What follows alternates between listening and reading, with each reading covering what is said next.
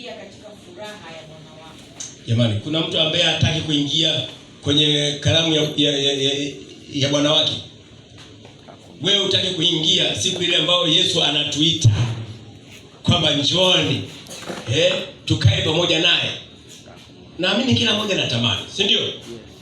Naamini kila mmoja anatamani, lakini ili uweze kushinda huu mtihani, kuwa mwaminifu. Halo? Kwa nini mwaminifu? Kwa amana aliyokupatia. Kwanza amekuokoa kwa lengo uwe mtakatifu kama yeye alivyo nini? Mtakatifu. Uwe mtakatifu, lakini ukae kwenye subira ya neno lake. Wewe kukaribishwa tu hivi. Huwezi. Hebu soma nini Ufunuo 3 mstari ule wa 10. Huwezi kwenda tu hivi. Nimesema kwanza